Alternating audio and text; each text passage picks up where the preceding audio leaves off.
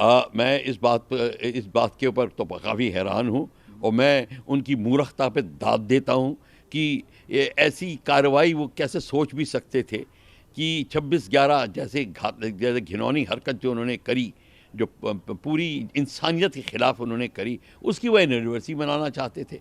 और मैं सराहना करता हूँ अपनी हिंदुस्तान की सिक्योरिटी सिस्टम और सिक्योरिटी फोर्सेस की कि किस तरीके से उन्होंने इस बात का पता लगाया और किस तरीके से उन्होंने उस ट्रक को उड़ाया और किस तरीके से उनके पूरे के पूरे का जो उनकी प्लानिंग थी, उनकी स्कीम को नेस्ता नबूद किया। तो ये अपने आप में बहुत ही सराहनीय चीज़ है। मैं इस बात को सिक्योरिटी फोर्सेस को को शाबाशी देता हूँ। पर एक बात ध्यान में रखने की ज़रूरत है हमको, क्यों हम अलाउ कर रहे हैं उनको अपने आप इस स्थिति को पैदा करके उससे लड़ने की? हम क्यों नहीं इस स्थिति को बंद करते और जहाँ से वो आ रहे हैं उन ठिकानों को अब नष्ट करते या उस पर कब्ज़ा करते? जब आप उनको नष्ट करके उस पर कब्ज़ा कर लोगे और वो हमारी रेंज में है, चाहे आप ऑर्गेनिक फायर आर्टिलरी के या multi barrel rocket launcher, attack helicopter, कोई भी आपकी चीज़ हो, आप वहाँ पर उस पर स्ट्राइक करिए।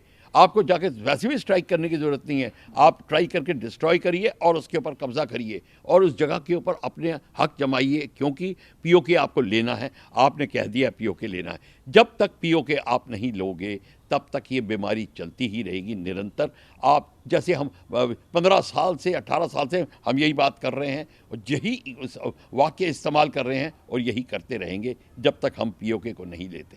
देखिए, ये जो इमरान खान के साथ हो रहा है, ये तो मैं तो कहता हूँ हमारे दुश्मन के साथ में भी ना हो। वे कहने की बात है कि इतनी मूर्खता ये क्यों कर कर कर कर कर कर बैठे हैं ऐसी बात।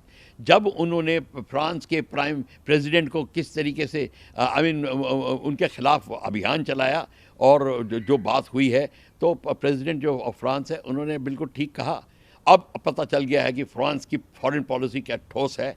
उन्होंने डिसाइड कर लिया है कि अब हम पाकिस्तान को, जिसको सन 55 की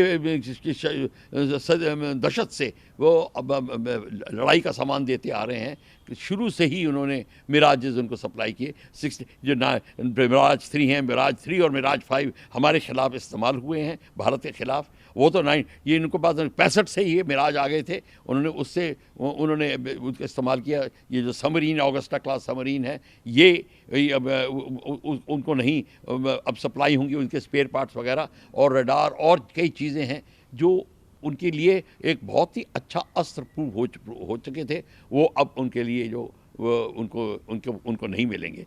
ये पाकिस्तान की गलती है, पाकिस्तान की फॉरेन पॉलिसी की गलती है।